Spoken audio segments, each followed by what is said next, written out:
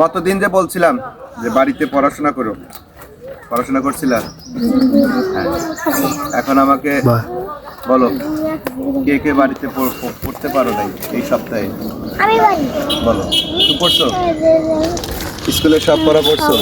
মাশাআল্লাহ। তো আগামী দিন থেকে কিন্তু আমরা লিখতে দেব।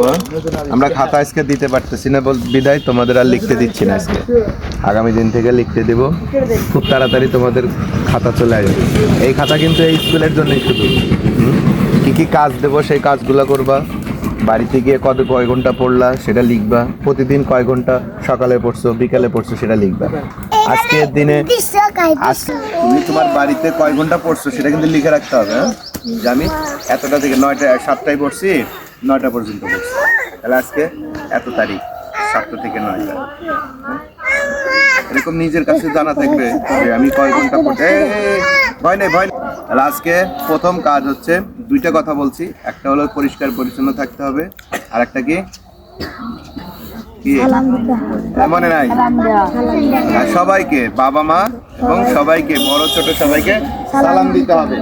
যে কোনো একজন বলো। আপেল খাওয়ার উপকারিতা জানবো। গুড। আচ্ছা, এই কাগজটা সংরক্ষণ করে রাখবা, হারায় ফেলবা না। এটাতে লেখা আছে যে হৃদরোগের ঝুঁকি কমায়। প্রথমত কি হৃদরোগ? হৃদরোগ কি বোঝো? এই যে আমাদের বাম পাশে যে একটা পাম্প হচ্ছে অল টাইম, হ্যাঁ, ধক ধক শব্দ হয় না হালকা হাত দিলে, এটাই। আপেল, আপেলে থাকা ফাইবার, আমাদের কঠিনগুলো বুঝতে পারবো না, পেটকিন, এটা একটা খাবারের কোলেস্টেরল, এটা কমাতে সাহায্য করে এবং হৃদরোগের ঝুঁকি কমায়। মানে আমরা যে হার্ট অ্যাটাক হয় না, বলি না যে অ্যাটাক করছে, এগুলা কমায়। তারপরে রোগ প্রতিরক্ষা ক্ষমতা বৃদ্ধি, প্রতিরক্ষা ক্ষমতা বৃদ্ধি। আমাদের যে অনেক অসুখ হয় না, ঠান্ডা জ্বর, এগুলো আপনা আপনি শরীর থেকে সেটা ঠিক করে, ওষুধ খাওয়া লাগবে না। তারপরে হজম শক্তি, হজম মানে পাকস্থলীতে আমরা যা খাই, মাঝে মাঝে বদহজম হয় না, হ্যাঁ, এই কথা শোনো, তাহলে আমাদের এটা কি হজম শক্তি। থাকুক থাকুক ওর মতো, ওকে।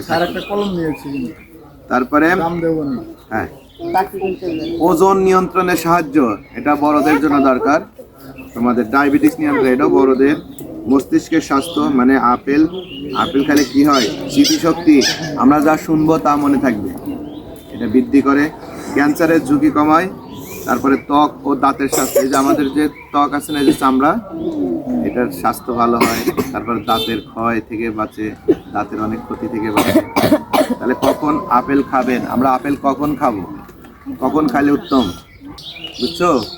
যে সকালে খালি পেটে, বা যখন একটু খিদা অনুভব হয়, আমরা ক্ষুধা অনুভব করি না, তখন আপেল খাওয়া খুব উপকারী।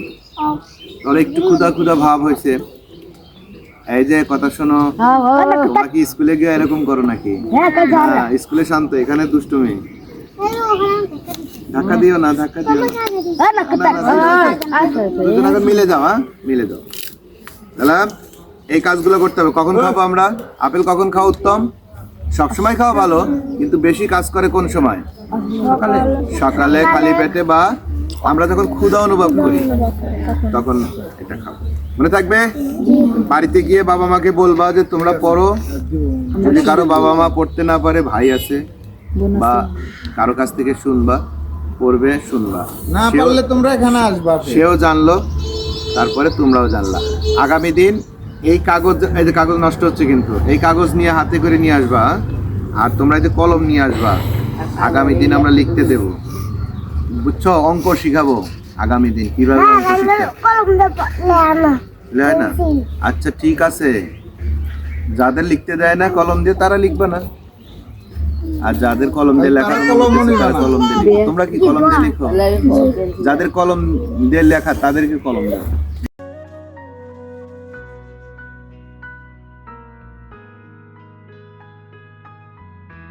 তাহলে আজকে কয়টা শিক্ষা হলো? সবাই একসাথে। 1 নাম্বার কি?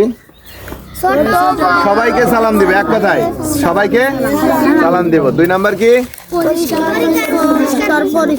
পরিষ্কার পরিচ্ছন্ন থাকবো। 3 নাম্বার আমরা একটা শিখলাম, সেটা হচ্ছে আপেল হ্যাঁ, খাবারের উপকারিতা কি? আপেল খেলে আমরা কি উপকার পাবো? ক্লিয়ার? আগামী দিন এই কাগজ নিয়ে আসবা আর কলম নিয়ে আসবা, সবাইকে লিখতে দেবো।